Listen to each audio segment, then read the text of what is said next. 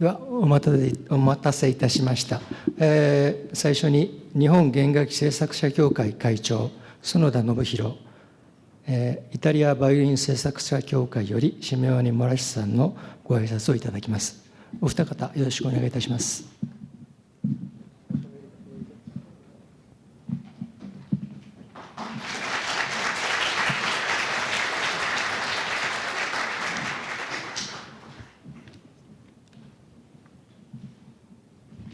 本日は2019弦楽器フェア特別講演会弦楽器の鑑定プロセスと先進技術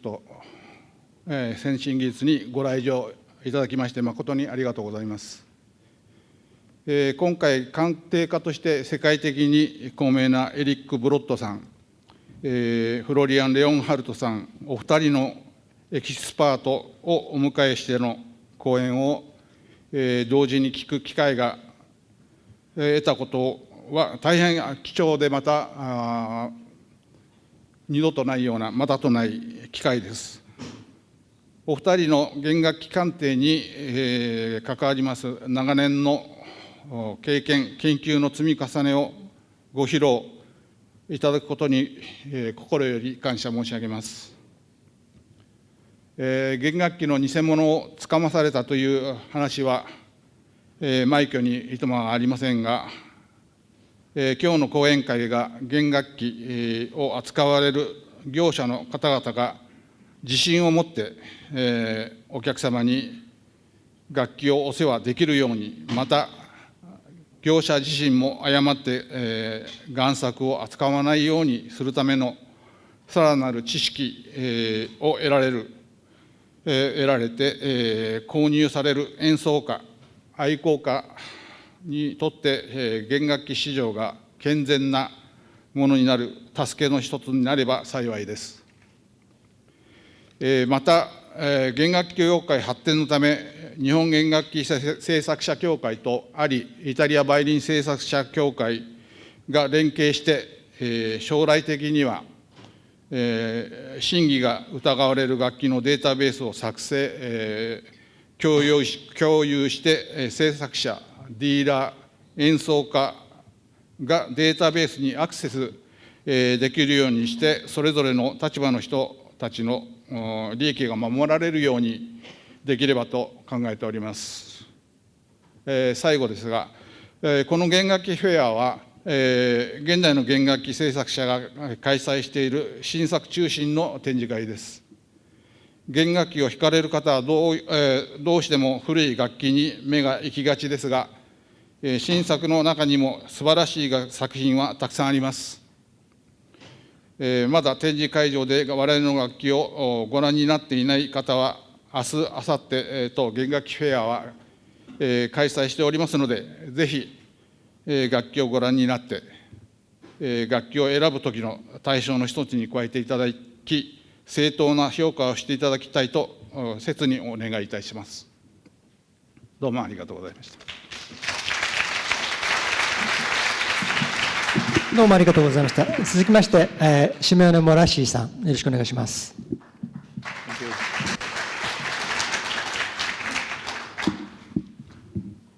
I thank you, the Association of Japanese Luthiers, for this invitation and opportunity. The ALI, Italian Violin Maker Association, was founded in Cremona in 1980s by a group of Italian luthiers led by my father Giobatta Morassi and some other violin makers. It is a not-profit and therefore not-profit association as a civil, apolitical, and no-partisan character. The fundamental purpose are those of introducing the art of violin making through exhibition, conventions, studies, and research, as well as providing cultural and technical assistance to his members, attention to professional ethics, and protection of the classical tradition. Luthiers, bowmakers, and guitar makers, luthiologists, art lovers, and all those who accept the aims can join ALI.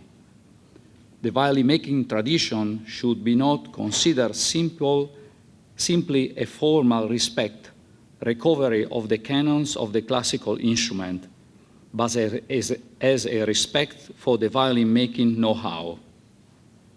The violin-making know-how involves an activity whose fundamental and irreplaceable tool is the hand. The dexterity is not a simple operative choice. The excellence of violin making is assured by the culture that has been transmitted through the century by the master luthiers who followed the classic dictates. This is the first obligation of the master luthiers professional who joined the group of Ali. This institutional duty is followed by the others who are ethically committed by the master as a member of the association. Only a few obligations is mentioned, but the list would be long. In the years immediately following the foundation of the association, many of the rules were agreed, but in recent years has been particularly emphasized. The following key points remain. Obligation for every violin maker to personally make his own instrument. The exclusive use of one's own label with the date and the place of making of the instrument.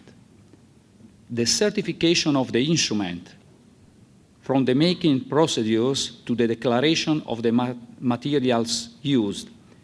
The identification has beheld the recognition of the instrument.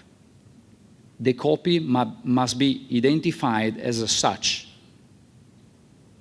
The preservation of the tradition does not imply a mere repetition, and its need the study in depth, convention of counterfeit, and all this ethically and legally incorrect behavior. Fake violins are not allowed. Some of these points, some of these key, deserve further study. The realization of the instrument must take place in each maker's laboratory.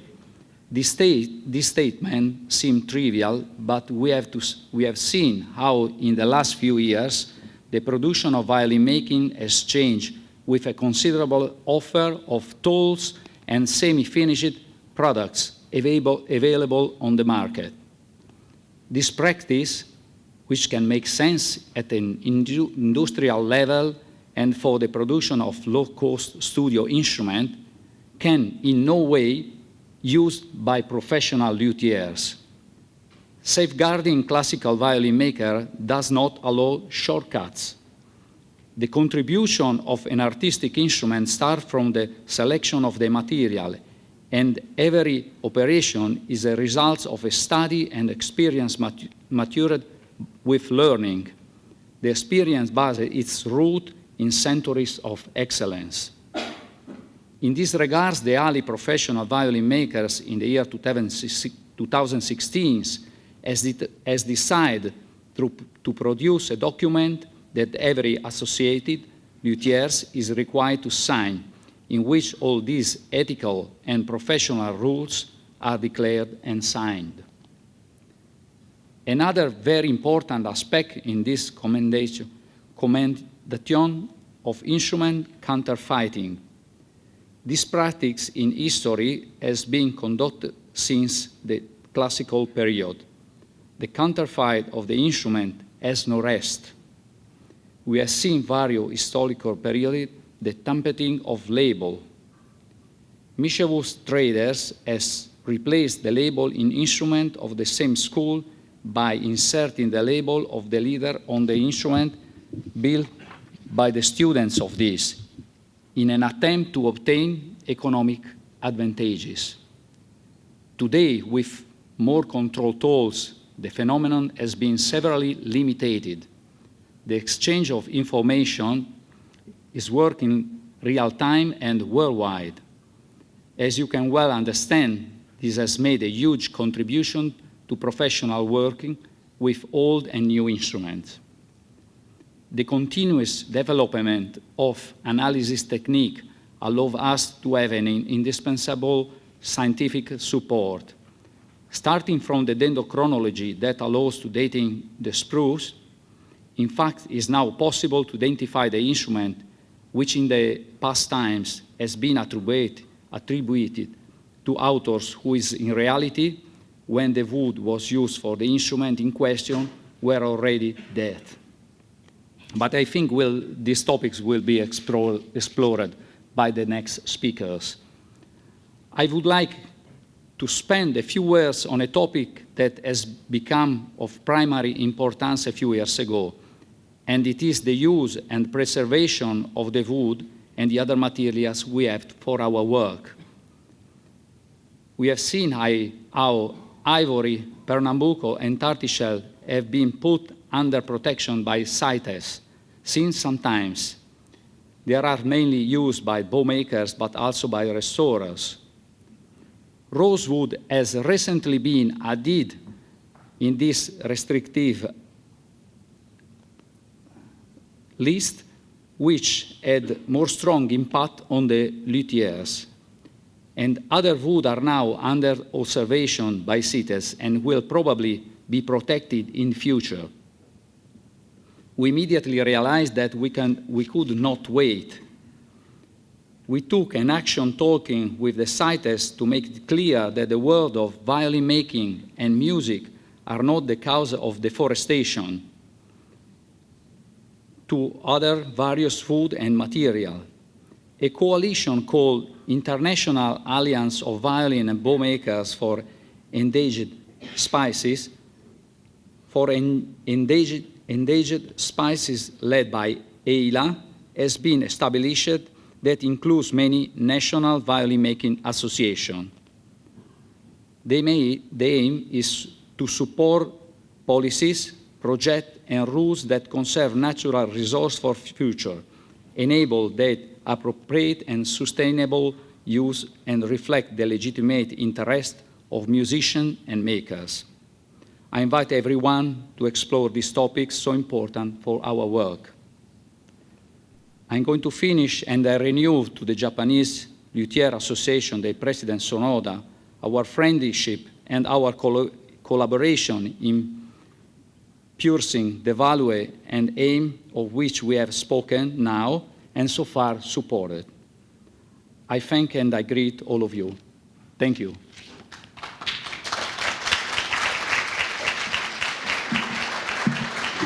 どうもありがとうございました。続きまして、講演の第1部としてエリック・ブロッドさん、よろしいですか？ It's okay? Okay? Yeah, to start? じゃあよろしくお願いいたします。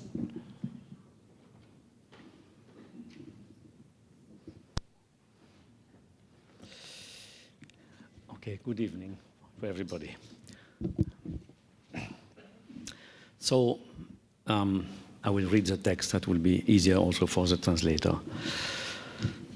So I was asked to talk today about the very special field of expertise in the knowledge of old violin making, and also about the tools and methods an expert used to recognize the authenticity of bowed instruments. This is a difficult subject to talk about in short time, but I will try to quickly explain the tools we use to look at violins. First of all, one of the most important things to know from the beginning is that the knowledge in this specific subject is very similar to all the other fields that you would like to study. You need to observe and take notes about all the instruments you need to know about, and this necessitates to have a big passion about the subject. Nobody can learn if there is not a strong interest about it. That will help the brain to remember a lot of data. The knowledge about violin makers is a mix of several things. A very important fact to be an expert is to study the life of the old makers. it took me a long time to realize how important it is. The violin makers were, above all, a human person and with their own problem that can affect, of course, their own work. And to know the date of those makers, when they are born and when they died, is also primordial. So the researchers in archives help a lot for that. In fact, we are very lucky today that there are many researchers that have been made and published in all the world, and particularly in Italy, because Italian makers are much sought after, in order to know the life of the principal violin makers. So here, quickly, so I just showed two pictures of old documents. In this case, it's about Alessandro Galliano, and all the books are in some church in Italy. And the result of all this research made a lot of books that are published in the last few years. In the recent past, when I was starting to look at violins, there were very few books with pictures that we could look at and trust. The main books were the famous Hills volume about Stradivari and Guarneri, and also, in a certain extent, the Hammer books. No other books were published when I started to. So the other books published in the past were, most of them approximative and sometimes gave wrong informations that end up to wrong attributions. It is today important to be always updated about the last researchers, about all the makers. Then, to study the study of all the periods, and the details of the work of many violin makers. So each maker, in fact, have his own evolution and change model, varnish, and different labels, brands, and so on. So you need to, it's not enough to see one violin for one maker, you need to see many. All this requires good visual memory, and above all, to look at many instruments, keeping in mind the goal of knowing what it could be, meaning where and when it was made. It takes time and patience. Recently, I was asked if I could teach in a violin making school the expertise. And my answer was no, but not because I didn't want to, but because it is almost impossible to teach. When you start to look at violins of some maker, to learn about them, you have first to be sure to see original ones and many, and take notes with your own eyes, your own memory, that could be different for each of us. I mean, if I look at a violin, I can see some details and describe it with my own memory, but you will have probably a different way to remember it. Yeah, all of us have a different way to fix in our memories. Oh, sorry. Not yet that. Before to talk about the tools we use to identify the musical instruments, there is a concept to clarify that is important for the world of violin making and probably for every old artifact. In every country, and in particular in Italy, I'm specialized in Italian instruments, the different regions were very independent from each other. So the makers were quite isolated, and they are in their own city and region. Therefore, they learn usually from local makers and use the construction method of their teachers. For this reason, it is today possible to talk about school of Milano, Turin, Mantova, Napoli, and so on. This was true until recent time, let's say until after the Second World War, because later all the makers start to learn in the 60s in violin making schools, and not anymore from a specific maker. This, of course, changed a lot, as a pupil of the violin maker school, have the same teachers and use more or less the same construction method. The consequences of this is that it is sometimes impossible to recognize if an instrument is made in Italy or in another country, except if we know personally the maker. So there are no more any characteristics of a school linked to a region, a city. And the expertise for those instruments, contemporary instruments, will be very problematic in the future. We could talk about that later on if we have time. So what is the mental process of an expert to recognize an instrument? I will give you my personal opinion, but please note that another expert may have a slightly different approach to this problem. At the first sight, when you look at an instrument, we immediately think about how old it could be. Is it a 17th, 18th century instrument, or even 19th or 20th instrument? Then going further, was it made at the beginning or at the end of the 18th century? We immediately focus on what is the age of an instrument. That's the first thing when we look at an instrument that we don't know. This is a very fast decision based on your own experience. Of course, today, the dendrochronology can help you to be more precise. After the age of an instrument, I will immediately search if the instrument is Italian or not. This is a very difficult point to explain. And once again, the experience has a great part in the decision. In some cases, it could not be that easy to decide immediately. And again, the dendrochronology can sometimes give you some help. So we have now to explain quickly what is dendrochronology. Most of the body instruments have the top made of spruce. And all the European makers had to buy this wood from specific area of the Alps. The wood for violin was chosen usually in an area where the wood is growing in a very regular way. That means that the climate of this area have to be very stable for a long time. Some researchers several years ago went to many of those different areas of the Alps and measure the local wood. The measurement is meant to calculate the distance between each ring that represents a year of growth of the wood, of the tree. This gives a list of numbers that can be represented in a curve.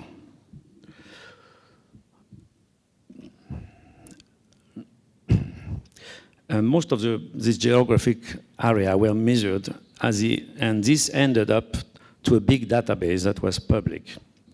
This was the start of the dendrochronology, used also for the musical instruments.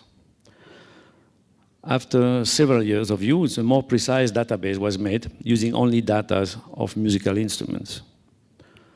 The process is now quicker than before, thanks to improvement of the software used to register the instrument, to register the measurement, sorry.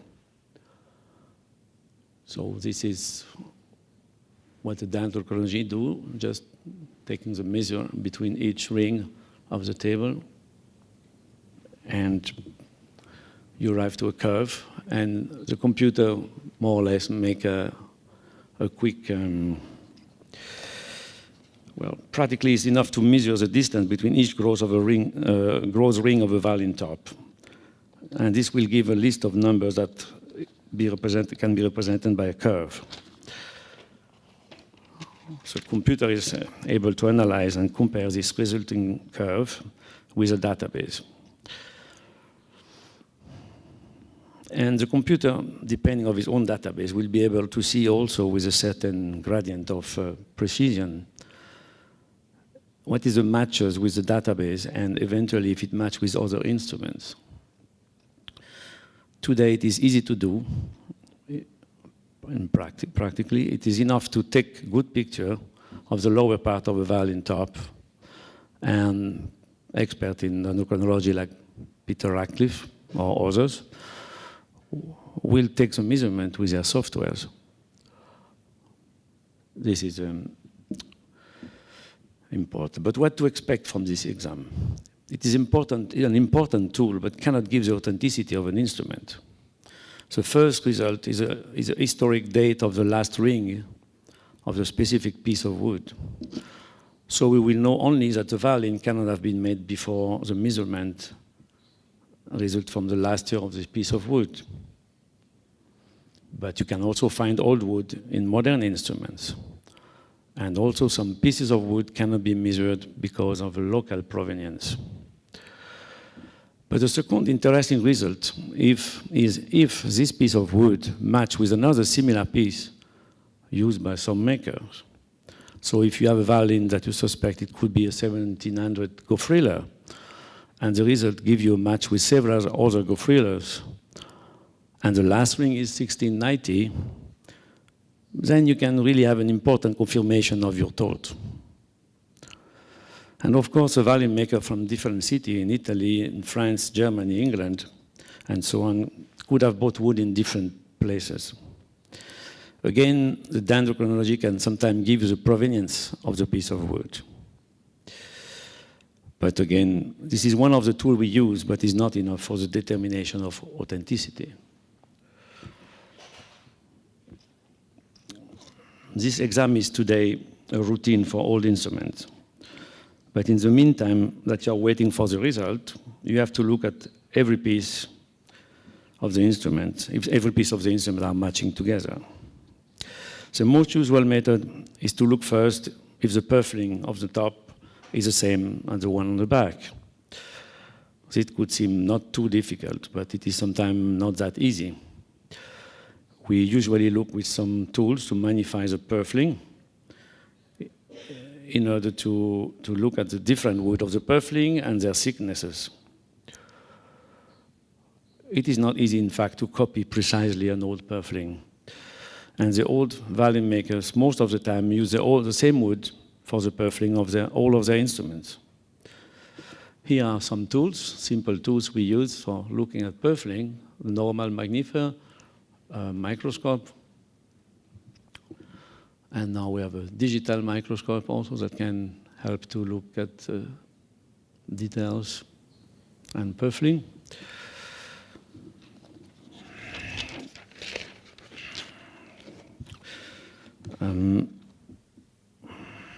Sometimes for some restoration work, we also take some small pieces of purfling to analyze which kind of wood it could be. And this will give an information for the next time you see another instrument. The next step is also to determine if the scroll, the head, is original. This is sometimes very difficult to decide. Of course, we use a UV light to look about the varnish, but sometimes it's not very helpful. We use the UV light also to understand if all the other parts of the violin are from the same instrument and which repairs were done. But the head of a violin is subject of several retouching, bushing, and other repairs, and the varnish sometimes doesn't look perfectly close to the rest of the violin. But with examination of some details, you may arrive to a conclusion. This is, again, the visual memory of the expert that will help with the help of a solid database that will give the decision. Of course, that many details of construction of an instrument are the most important, the determination of the authenticity. But to know all those details, the most important tool is the human brain. Because only your brain can analyze all the details and the feeling of the work of a specific violin maker. This is bad news for all those that dream that there is a machine that you can put a violin inside, and at the end you have a paper that gives you the result.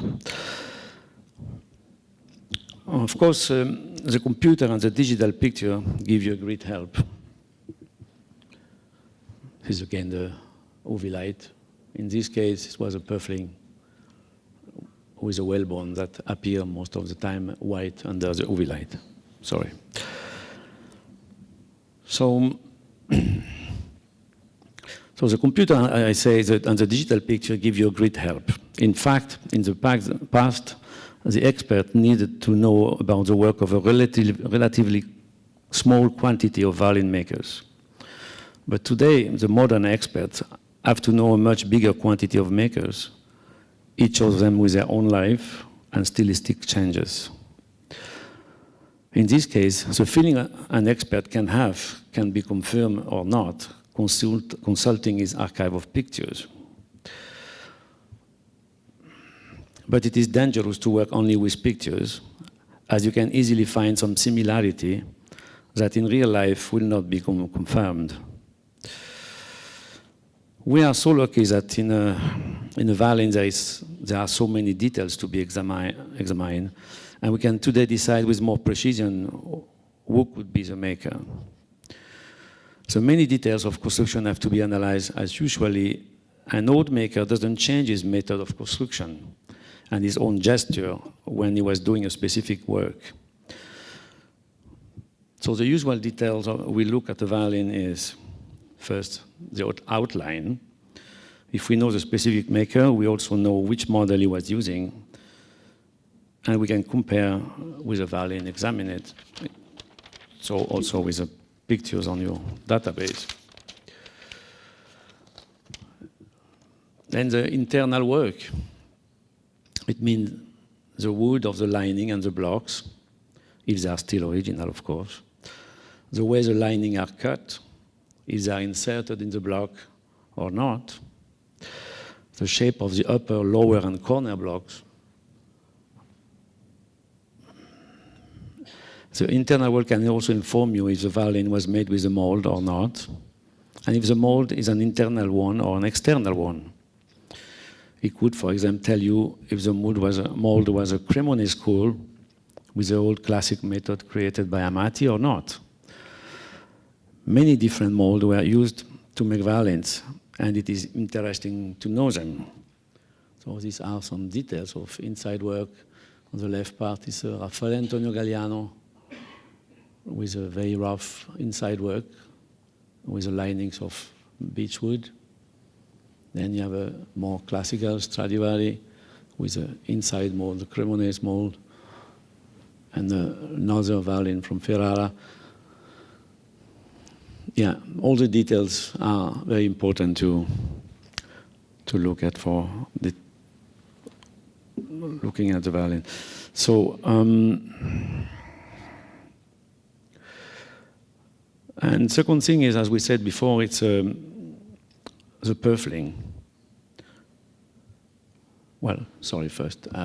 Yeah, I want to come back to the details because, yeah, the efforts, of course, are also very important. Yeah, sorry, my notes are a little bit confused. Yeah, let me come back to this. Well, the purfling, yeah.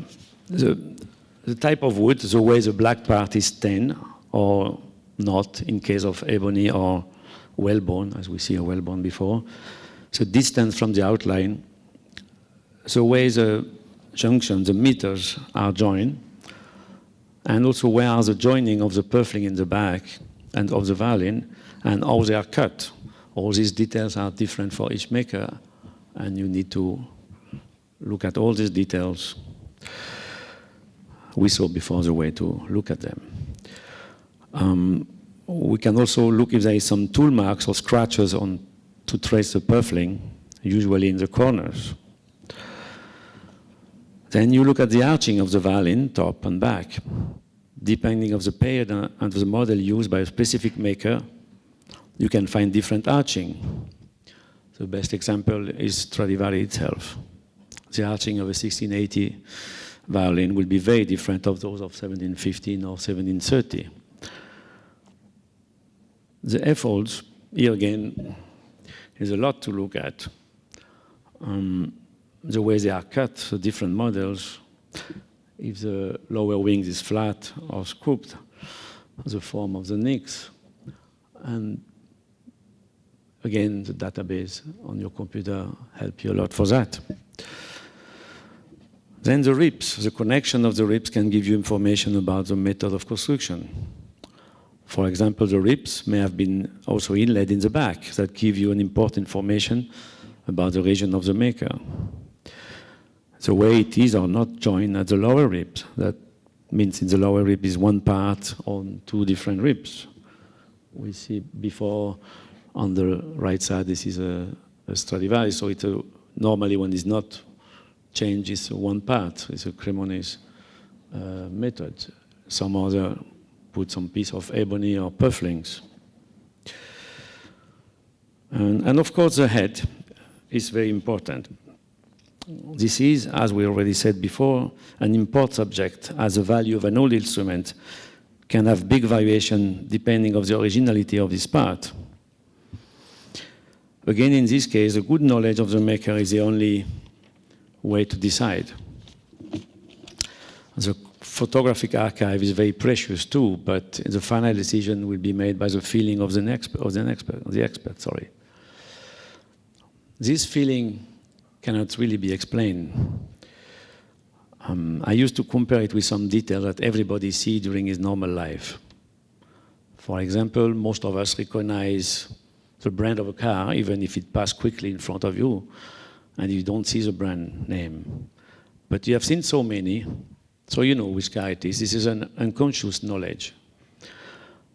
But if you really want to know a specific matter, then you study every details, and know even faster and deeper the maker of, you will know very faster the maker if you look at details. The varnish is an important detail too, of course. In case of a 17th or 18th century instrument, the varnish can be so much retouched that it is quite difficult to understand what is still original, even with strong UV light. In this, it is quite rare to find some untouched one. The varnish, in this case, is a must. That means that there is a lot of virgin varnish to the instrument have a higher value. For the later instruments, 19th or 20th century, the varnish is even more important to the authenticity. In many cases, if the varnish had big modifications, the authenticity can be discussed. This also helped to see if some part of the varnish were changed. At the moment, the chemical analysis of varnish are not so important in the expertise. The problem is often that it is difficult to control where the samples were taken. Lastly, the label and the brand that the makers use are also important, but this is usually the last thing that we look at. Unfortunately, many labels were substituted for different reasons. Some brands were also cancelled either for commercial reasons or because of restoration work. But if original, or if they are inside handwriting, signature, they are of course a precious information. But there are many fake brands used for forgery, and it is important to have a database of the real ones. Yeah, this is, forgot to say that. Yeah, this is endoscopy that we use to look also inside to look at the inside work and writing things inside the violins.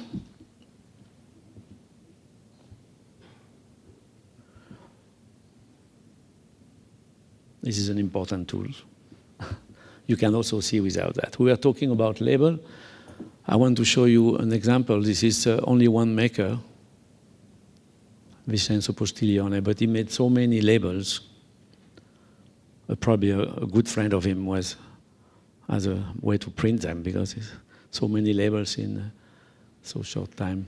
And so he had so many different labels and writing inside that if you don't know all of them, it's very difficult to be sure that the violin is of this period or written on the label. But this is a very difficult one. Not so many makers change the label so many times.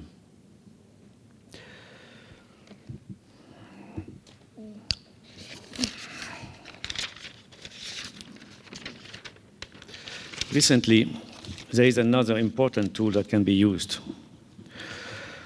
It is mostly used to know the condition of conservation of an instrument, which repair were done, and sometimes you can say which parts are originals. This is a micro CT scan. This is a very different one of the CT scan used for medicine. They are used for industry and for different fields like aeronautic, microanalysis of metals, engines, and so on. This exam is for extreme precision, and nothing can be hidden with this exam. This is very useful when you have to start a restoration of an important instrument, but also tell you if an instrument was repaired in the sound post area or was completely doubled, and this changed drastically the value of an instrument. As an expert, it is also important to provide the information to the owner or to the future owner of an expensive violin. So with this micro CT, you can really see every crack, every piece that was glued inside the violin. And they also provide you with a small movie that is a scan of all the instruments, in this case a cello, with some worm damage. And yeah, this can tell you how much the damage is and where is the worm in the middle of the wood or close by the varnish or inside.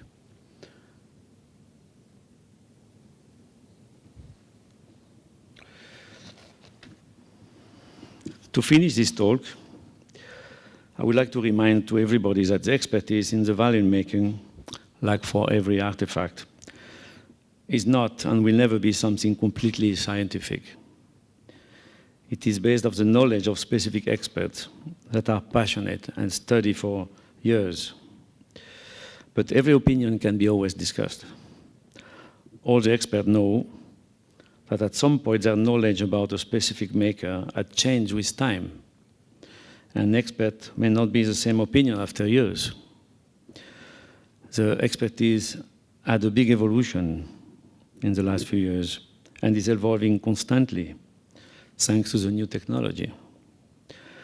But it also thanks to the old experts that have already made a great work of selection before that we can today improve.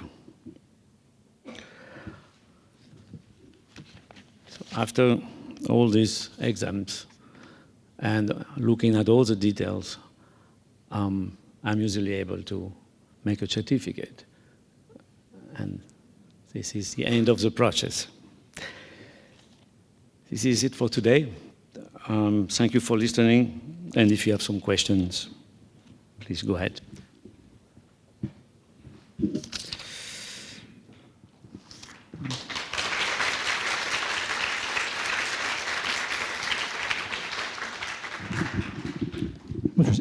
エリック、Thank you very much. エリックさん、実は彼に同時通訳の関係で、この講演の原稿を数ヶ月前からお願いしたんですね。で、届いたのが今日の未明でした。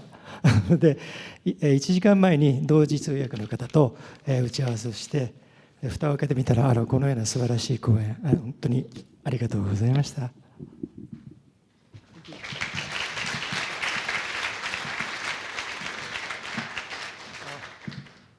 レオンハルトさん、ドイツのミッテンワルドのバイオリン製作学校を出られて、それでロンドンの、皆さんご存知のヒル商会ですね、そこに入られて、最終的には工房のトップになられて、その後ロンドンで独立されてフロリアン・レオンハルトワークショップですねで、修理、製作、鑑定、販売等全てをとって一流の職人さんです。で、今は多くのお弟子さんを抱えて、いまだに製作と修復で鑑定の仕事を続けられているとで、実は今日フローリアンさん、ニューヨークから東京に着いたのが、昼まで羽田に着いて、若干空港でトラブルがあって、そのまま直行で会場に来ていただいたというそういう工程で、お疲れなんですけども、今かなり何を喋ろうかという、話してて、じゃあフローリアンさん、よろしくお願いします。Florian Leonhardt, now you have a floor.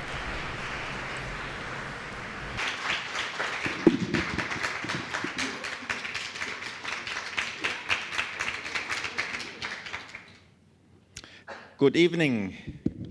I'll take that out.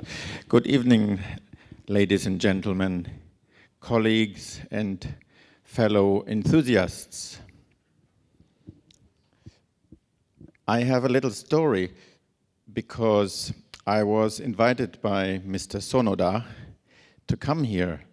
And when I started to go to the violin making school in Mittenwald, in 1982, I learned very quickly because I went to Cremona, to the Triennale, to the violin competition there, and saw Mr. Sonoda's master violin. And it was the first prize of Cremona. And I do remember, as a young violin maker, looking with fascination and admiration at his super clean, tidy, skilled work. And I thought, that's true mastership.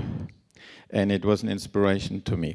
So to be here today is a very amazing feeling, and I can feel on my skin the goosebumps to be invited by Mr. Sonoda. I have prepared a little speech because I was asked to talk about something I'm extremely passionate about. I started to be passionate about something like authentication since I'm actually a young boy. My father was a professor in arts and artist, and we spend a lot of time in most museums, art museums throughout Europe. And there I enjoyed, as a little boy, who nearly got a cramp in his neck because I was too short and I had to look up to the paintings on the wall. But I didn't get tired of looking. And very often I walked into a room and not look at the signs to tell me which artist it was. I tried to get into this room and look from the distance at all the paintings, trying to guess the school or the master behind. And that same thing continued in my life. And when I started at Hill & Sons after the violin making school times in London, I took that opportunity to take notes of all those reference violins I was able to see there. And here, this first slide, which surrounds the title of today's speech, you can see some of those notes from the mid-80s that I did at Hills and continue to do today. So every time I see a violin, I try to help my memory by describing it in writing and also very often make sketches. So,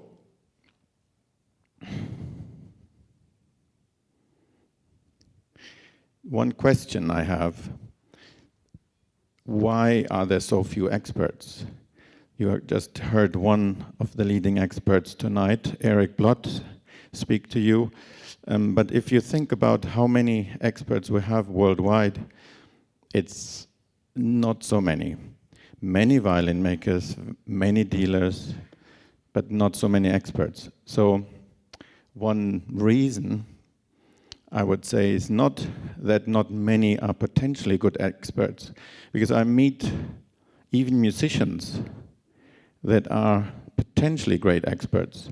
I know some enthusiastic musicians that come regularly to my place to look at instruments, they have an incredible memory. And I would sometimes think if they would do what I did, they could probably do it even better.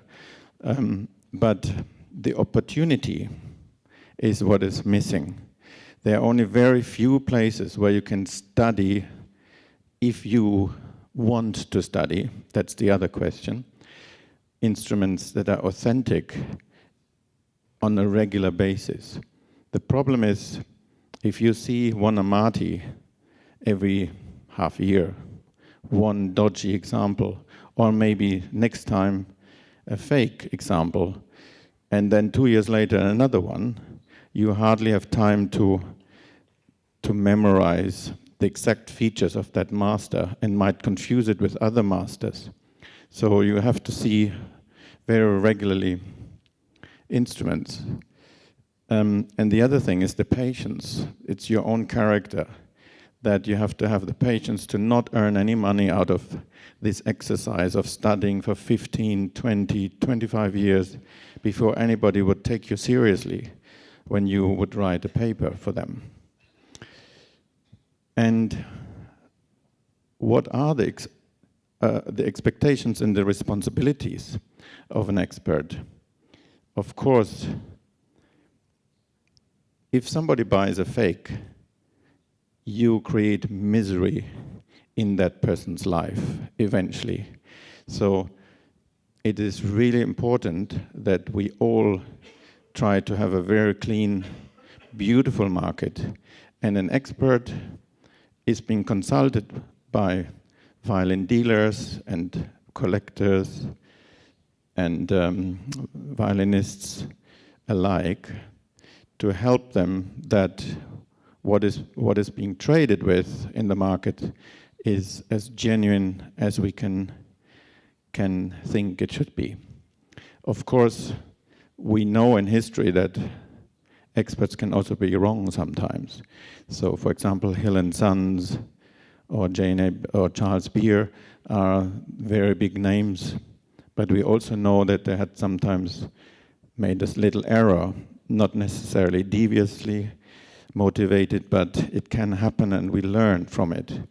But mostly those mistakes were small mistakes, like the school was right, but that small maker wasn't understood. For example, the difference between Kappa and his students. Oh gosh, I'm too sleepy now to even think about it. Come, Eric, tell me. Kappa's colleague. Anyway, sometimes a pupil or a teacher's name could be mixed up, and that sometimes happens. But mainly those great houses did have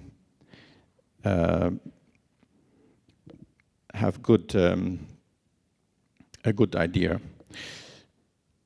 Before I sleep, now I go to the next point. So we already covered why experts are necessary. So establishing authenticity and values of instruments, and also reducing the dealing of fakes or tampering with violins, because all too often, even still today, we see violins that 5 years or 10 years ago were one thing, had a certain label inside, and suddenly they reappear on the market, found their way into some collector's hands with different papers, with different label inside and a different attribution. That is, of course, very sad. And then the next point, how to build expertise. So compiling information, practice with your mind, and make a real effort to see any instrument that comes in your hands. So that's another thing. You have to be driven to really enjoy, to be thirsty, to make notes, to see instruments, and to study them.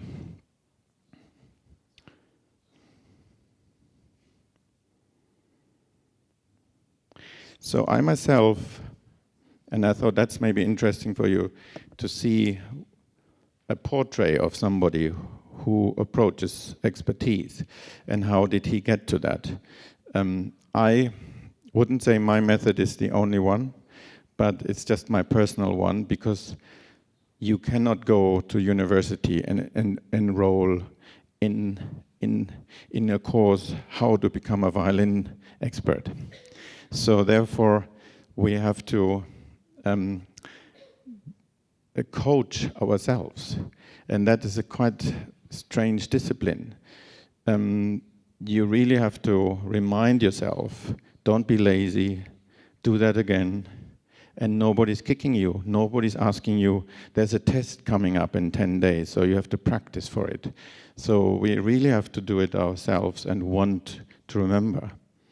And so I show you a few things out of my past. So here I say compiling information through endless study, memory training. So by trying to photograph those instruments with your mind and then test yourself how much you remembered. I remember when I was working at Hills in the 80s, I would go to in those days we didn't have digital pictures yet, so I had to go and develop the negatives, and I couldn't wait to get home and look at the pictures that I took during the day, accompanying the descriptions I made. And I was lying in bed at night and studying the pictures and trying to remember the features of every maker of this instrument. And I had real joy doing that. So here I show you some of my slides. So here, this is Panormo circle violins volute. Panormo has a particular way to end in the eye with the last cut. It's usually kind of round. It's not quite the same as what the Italians did. So he had his own way to do it. And so these are two little excerpts from one page of describing it. Here is Spirito Sosana volute. So I look at different features again. Here with that interesting, very parallel cut at the end, and also the quite precise ending, but not in the classic manner as the Cremonese would have done. But it's kind of very disciplined work. I don't want to go too much into detail of this maker, or I would have studied the inside of different instruments and made notes, how they applied corner blocks or not, whether they had linings, whether the linings are of different materials, what size the lining is, or how they're inserted into the blocks, or whether it's overlaid, etc. Then corners. So here, for example, you see on the very top left, you probably, some of you can guess that maker. It's, of course, from Ferrara, that type of style. In this case, it's a mezzadri with a very slightly triangular pointing corner, but very disciplined, and with that V cut in the center, and so on. So I'm just looking at different features of instruments just to memorize for myself. Then different F-holes, the spacing, the way they lie there, or how a fluting is created. So different schools and different makers had different attitudes, even if they, within their own margin of work, would vary quite drastically in outline or height of arching. Just look at Niccolo Galliano, for example. You can find Amati models, and you can find his kind of interpretation of a Stradivari model. You can find super high archings that are nearly Steineresque, and you have find very flat archings. So there's a very wide spectrum, and even wider with his scrolls. But yet, we can still say each of those, once you have studied enough of them, is the work and the hand of Niccolo, and not even that of his sons or brother. Here, some just volute features. Sometimes my sketches are a bit faster, and sometimes I enjoy to indulge when I have enough time in more detail. So also the outside of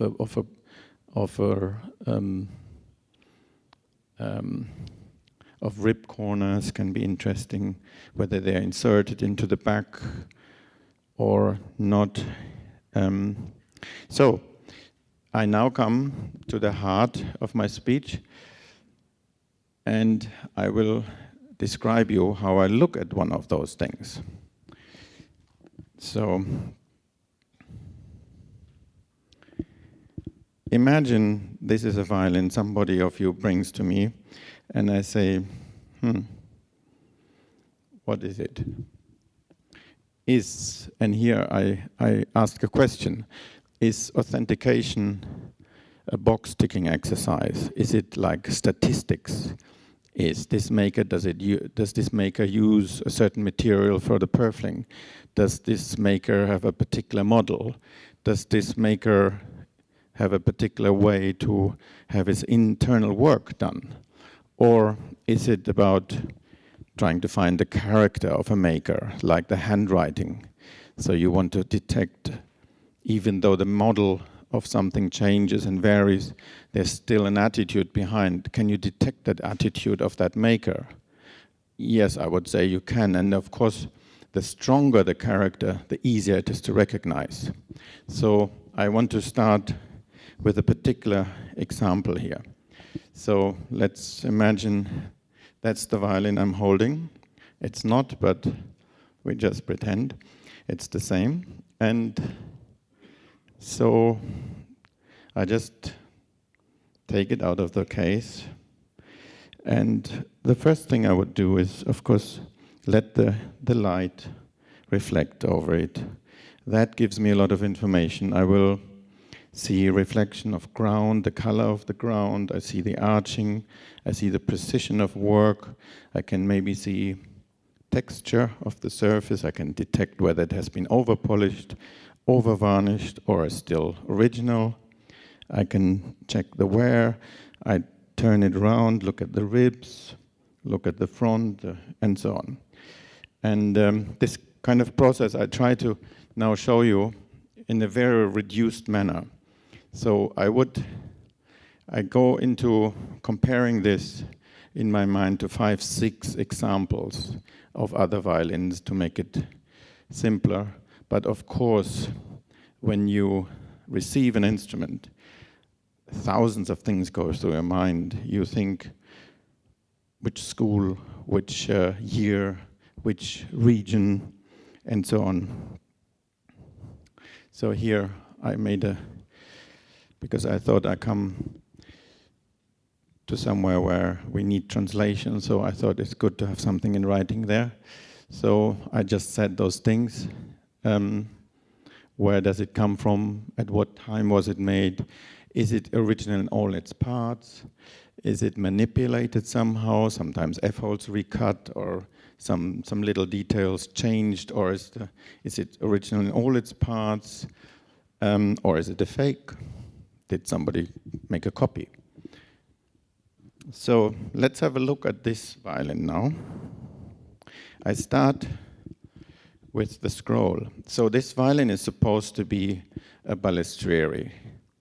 So Balestrieri was a maker that was pretty powerful and strong in character. He worked in Mantua, and he had, of course, great people surrounding him and inspiring him, including Peter Guarneri of Mantua, who came from Cremona, of course, and also Camillus Camilli. But he superseded, in some ways, in terms of character, arguably some of the other makers in that town. So here is our violin in question. So you will see the question marks in red. And what I put on the other side is what I have in my mind. So if I hear Balestrieri, I think, hang on, that's what Balestrieri looks like. So I look at these scrolls, and I look at that scroll. I think, okay, let's have a look at the front. Again, I have those Balestrieri scrolls here, and I have the one in question. And I think it's kind of obvious. It's quite different.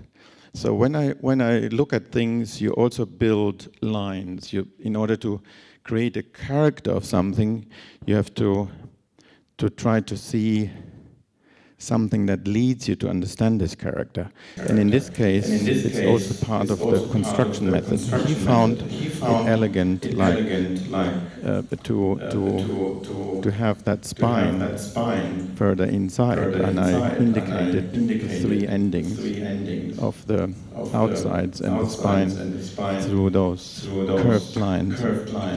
This violin clearly, and when you put the lines there, it becomes super obvious that only that little feature is so different.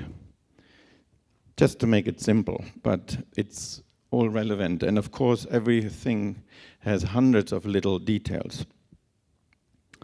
I also turn the scroll and look at different features. I look at this flatness of the back, how it's carved. It was less important to him to get that deep, while the side, usually with Balestrieri's work, is very powerfully carved. And I show here also his attitude, how he creates that end into the eye. It's very nicely flowing, and it's always with him. Nearly not two scrolls are the same, as you could see here from the side views, but they are all from the same attitude and hand. So you can see a few more angles, so you look from underneath, from above, etc. And then I remember my own drawings about the maker that helped me to remember why he cut things like that. And he didn't follow very exactly one model. He followed more his idea of sculpture. So he carves relatively deep, as you can see in those drawings. Sometimes a drawing's much clearer than a photograph. And I found I learned most from looking at the real instruments. And you see also here in the corner, for example, his nearly straight cut at the end, and it goes down very steep, which makes that typical Balestrieri corner, even though they very often vary in outline. Let's have a look at the body. So very quickly we look at that. This is an earlier example of a Balestrieri. That's a more common model of Balestrieri. Here you can still see Peter Guarneri and Camilli in it nearly, while here it's already very mature Balestrieri style. I don't want to go too much into detail, but you see a certain boldness in the corner work. If you turn it around, I will show you that quickly. You have also that strong corner work. I think this is completely different. So we are about to dismiss the idea of it being a Balestrieri. So neither scroll, nor outline, nor features fit to be considered Balestrieri in my mind. But when you look at this violin and look at one detail, there are always associations that come to mind. And you see that that those holes here are shaped in this oval shape, like like wine, like a grape. And so who of the makers comes to mind with such holes? Of course, Guadagnini. Guadagnini in his Milanese period. So I pull out 2 Guadagninis from this period who have slightly those oval eyes. But again, I wouldn't say that fits very well. So I let, just for fantasy and joy, run the Guadagnini idea through my mind. I look at different violins, all from Guadagnini, and different angles, different parts. And but anyway, that doesn't satisfy me. So now, when we look at those 3, we are already much closer, right? So the outline looks more long C-bouts, wider breast, wide part, wide between the F-holes. So I find we're more in the right direction, at least in the outline. So let's have a look, if we look a bit deeper. So these are 2 Del Jesus from 1734 and 35, and the model and the size seem to be an inspiration. So I look at the backs, and again, it works quite well, right, or not? So now I look at it a bit closer. I see something. I don't know if you see it on the slide, but here we have a certain type of wood, and we don't have exactly the same wood here.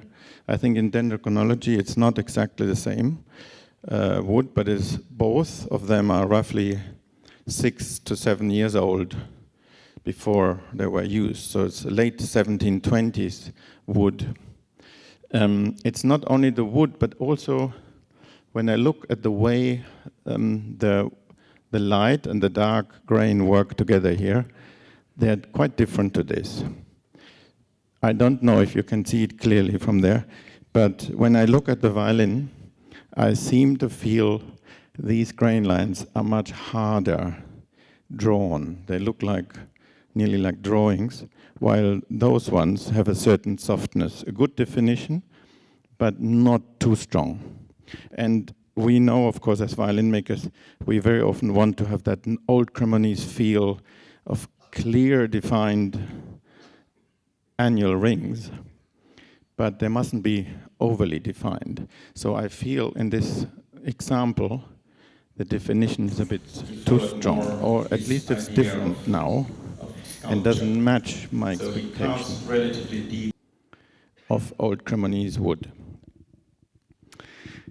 I look at the back, and here I see suddenly loads of things in comparison. So here we have, and I on purpose used those 2, they're virtually the same model, 1734 and 1735. This one is a very well preserved example of Del Gesù, while this one is a much more worn example. So you can see what happens. So we see, for example, that on the corners, obviously there's a lot of wear, and there's more wear here. Everybody knows that. But here, it's still nice and parallel, more or less.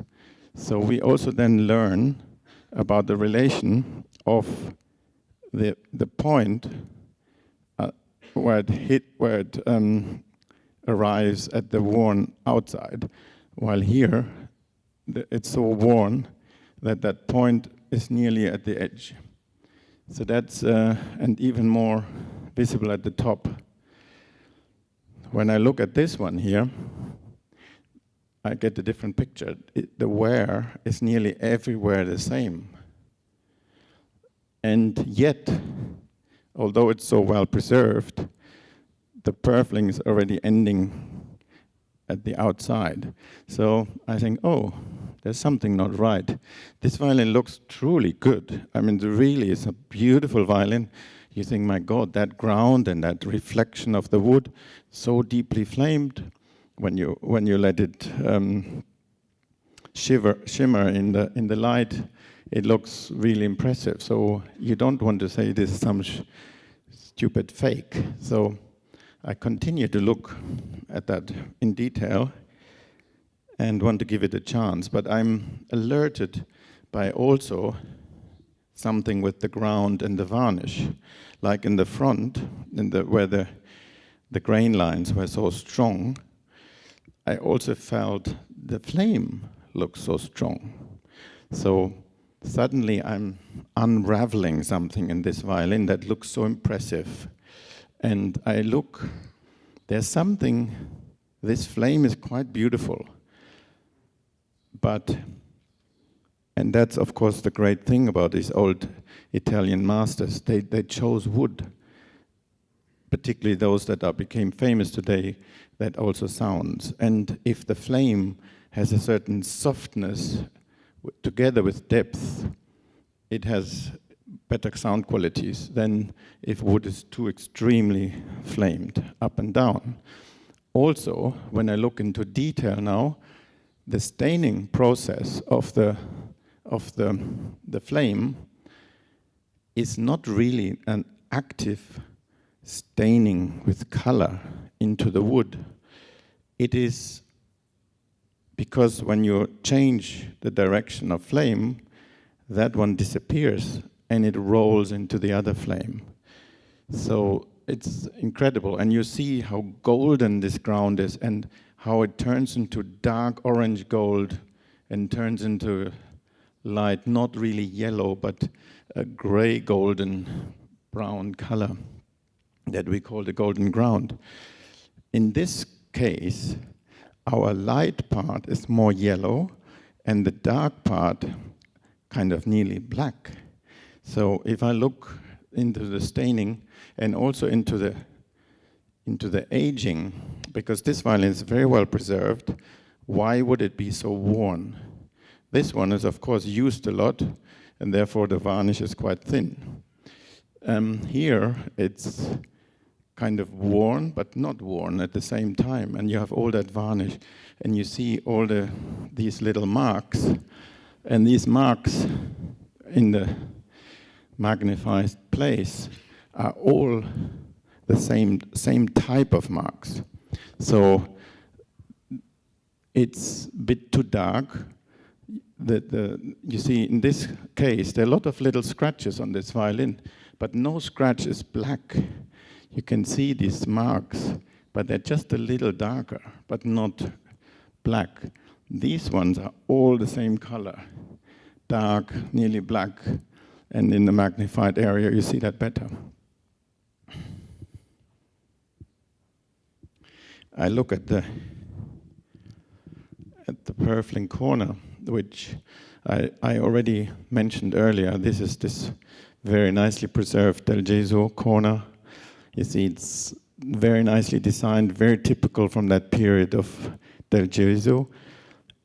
It's kind of centered, and in the last moment it deviates from the center into the lower third. Here we see the same, exactly the same, but worn. So in the worn state, it's worn from the top, therefore the bee sting isn't as prevalent anymore because the bee sting part is worn off from the top. The side is quite worn. You see the edge became narrower, and also that all became round. And here we have this much more unrealistic worn corner because it's not really worn naturally. So that was made to look like that. Then I also look at the purfling. You maybe notice it's super black. So everything seems to be more contrasted. So the marks are all black. The ground is more black and white, and the purfling is much more black. So here we look at another example of a late 1742 Del Gesù, just to not get stuck in one it's important to study many. This violin doesn't have any original varnish, by the way. So that's another thing we have to take into account. Sometimes maybe a nice original old Del Geso, let's say, has been so worn that somebody retouched it, and then we can't say it's a fake because the varnish is wrong. So in this case, all this varnish is new, done like 30 years ago by someone in the US. And so we have a different picture, which is a little bit different to that well-preserved example we just saw. But interestingly, the woodwork is quite nicely preserved. So the corner shows us a lot of character. I show you here the corner of the ex-Plauden. So mid-30s, Del Geso, much closer to what we just saw. Just to compare again, on this example we have all original varnish, superbly preserved varnish, and what I want to show with this picture is we go one step further in magnifying the situation. So we first look from the outside and we zoom slowly in. We zoom into the ground, we zoom into the varnish after we have covered arching and other aspects of making. So here we look at the purfling material, so we can nicely see the structure and the type of wood, and we can compare which variation a particular maker might have had statistically in using purfling material or not. So here also that same Del Geso we see very nicely in a more worn area which is not covered with varnish, which is down at it should be the other way around, but it's at the shoulder part of the violin. So we can clearly see the material used, and the staining goes from the outside in. So we see that walnut stained, which is slightly darker on the outside than in the center of each strip. So we saw this material of that violin, of the one in question, and we saw this super black material. So what comes to mind? We think, maybe ebony? And I did look at it, and yes, indeed, it was ebony. Has ebony ever been used in the 18th century in Italy? Not to my knowledge, simply because it was quite difficult to produce. So it was really the French who enjoyed sewing ebony. And so one very famous maker, of course the Stradivari of France is Lupeau, but somebody who made himself maybe even more famous is J.B. Villaume.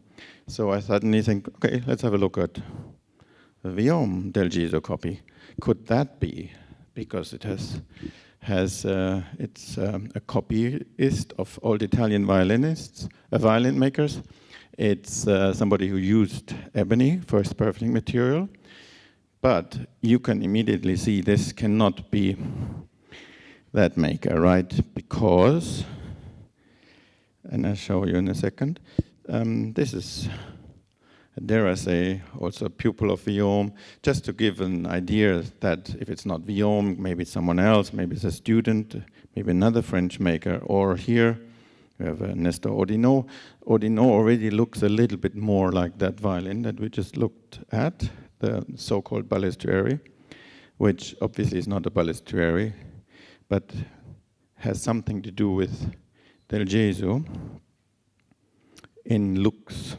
And so I just compare these, the Villaume and the Ordinot, with this violin in question, our so-called Balestrieri.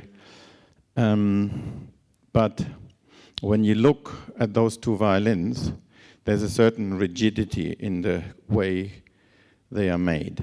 They are both very, very upright and stable and nearly like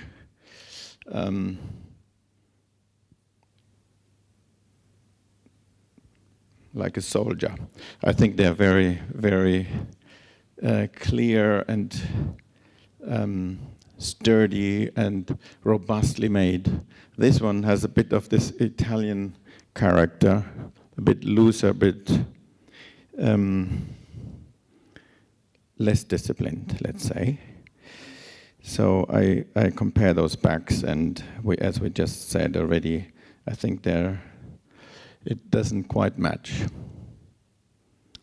So then I suddenly think, okay, who else is a copyist, has the use quite often of ebony as well, and maybe when were these copies made? These copies were made from the 19th century onwards. So who was capable of making quite good work and had good ground?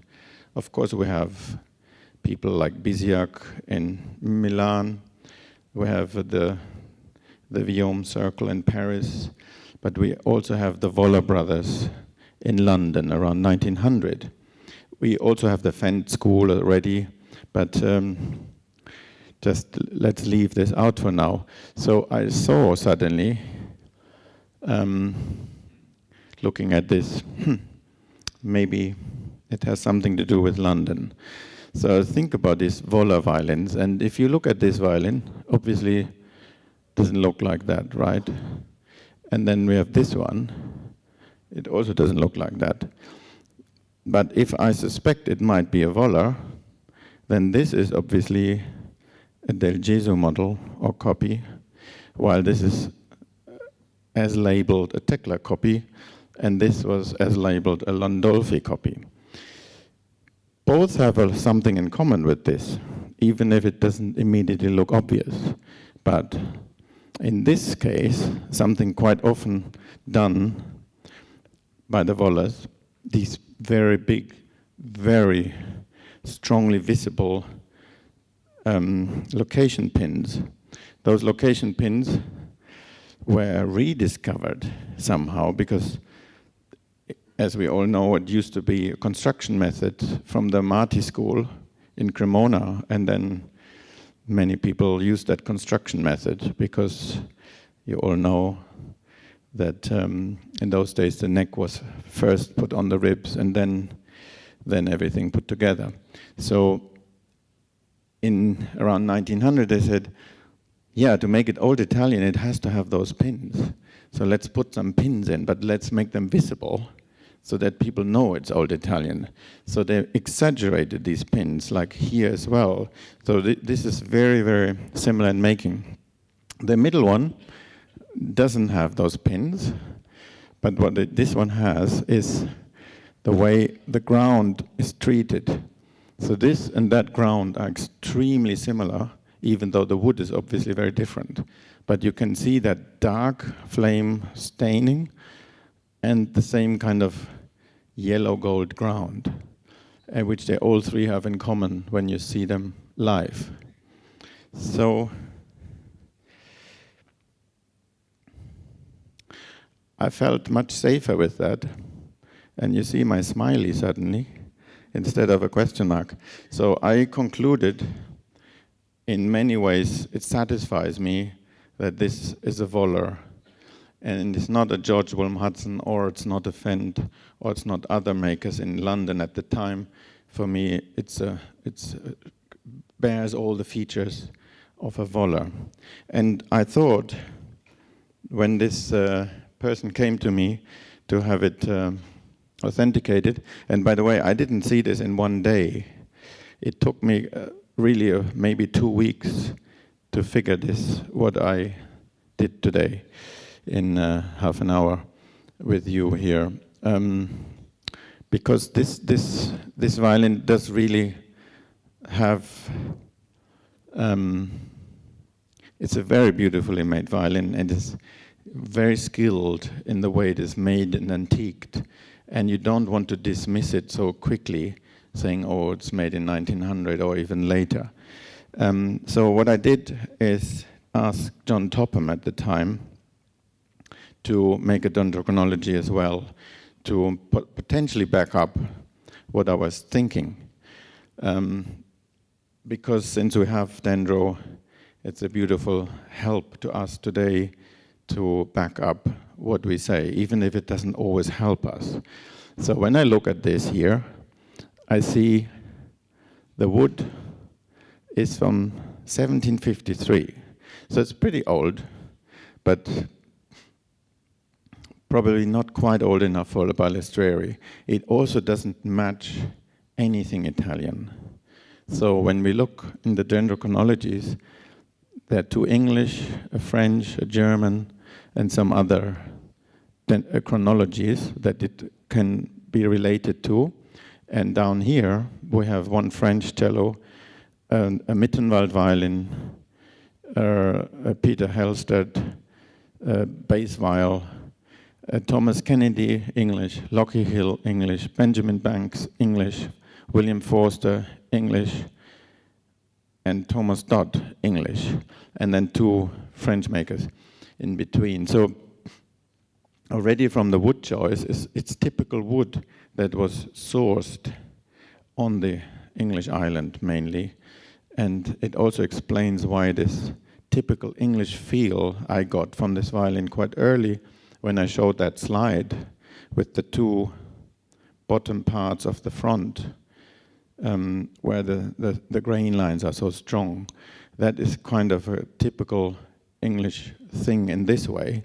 Of course, we have that also in Naples, but it's a different way in Naples than in England. So that was quite nice to have that as a backup.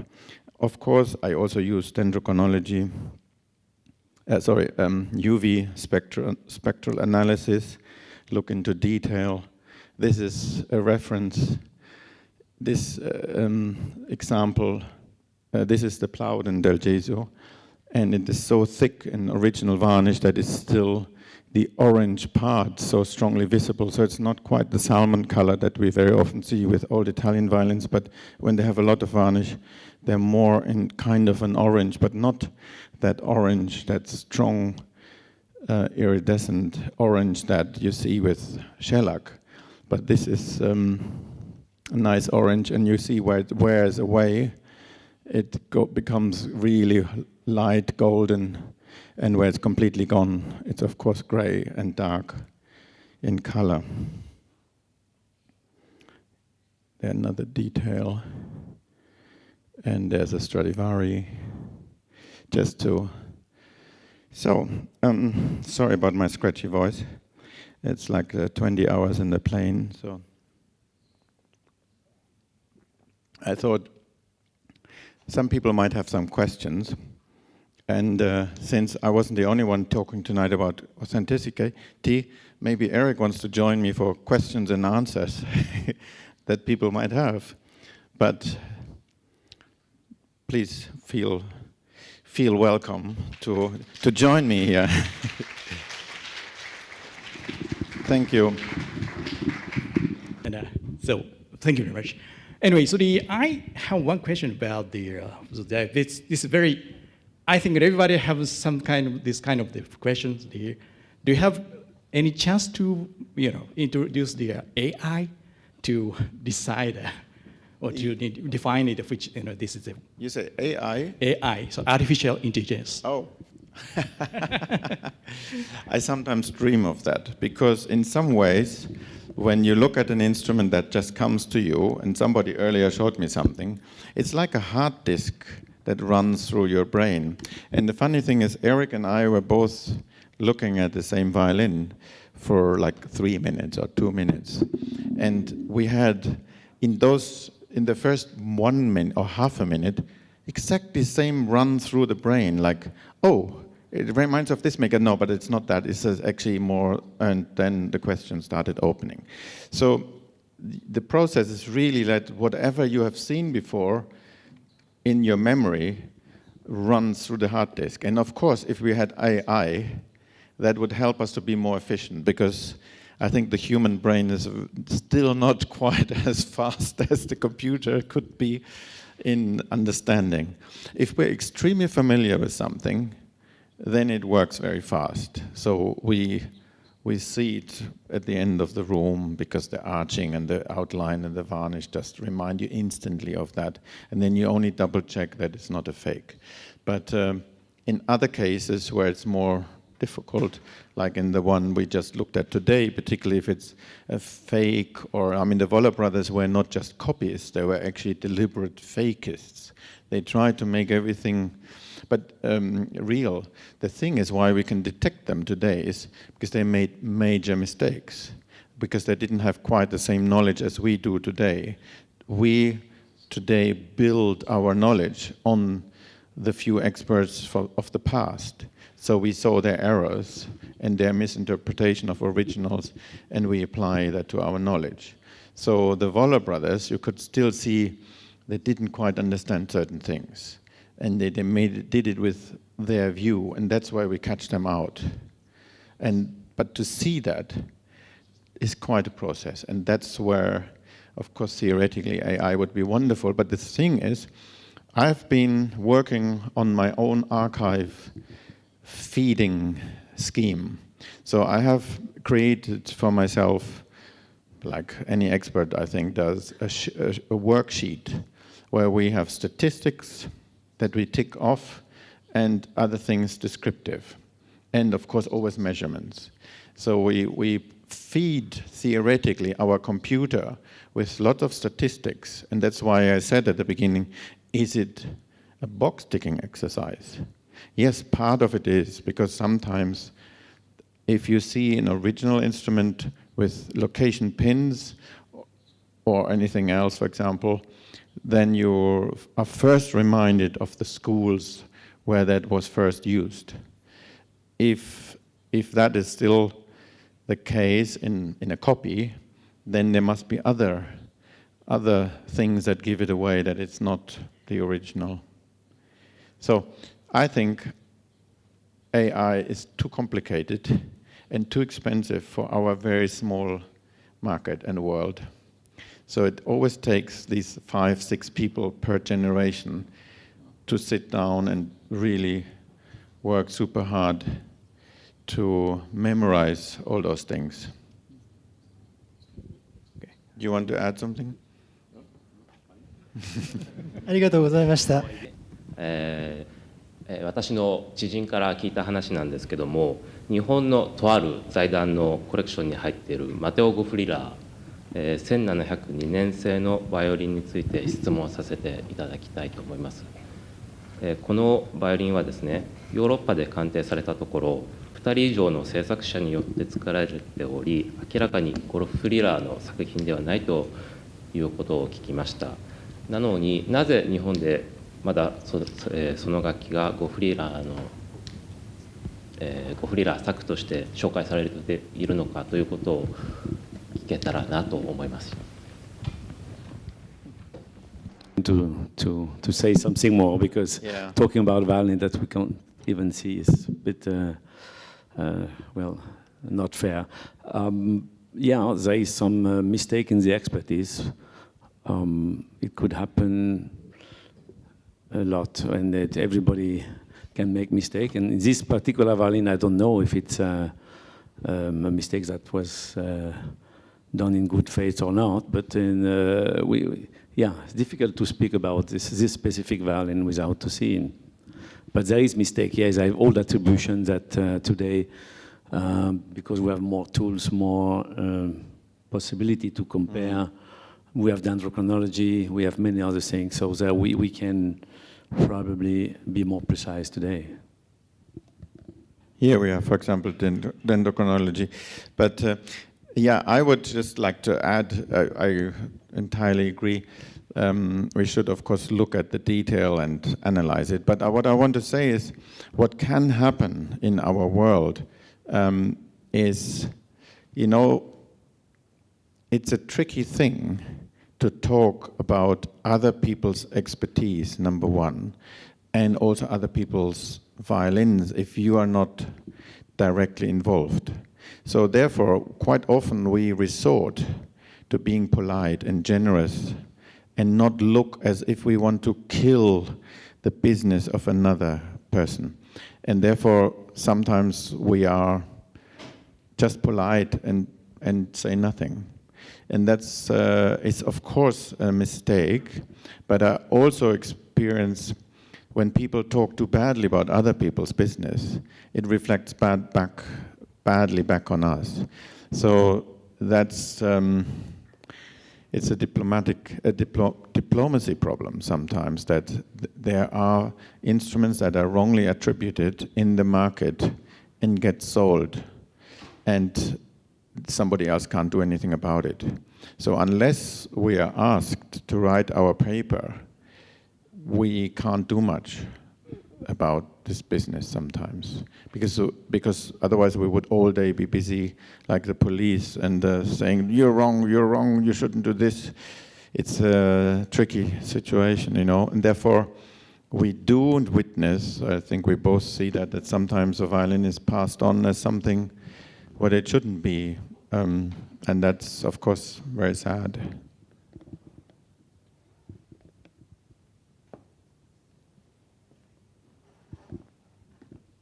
ありがとうございます。拍手をお願いします。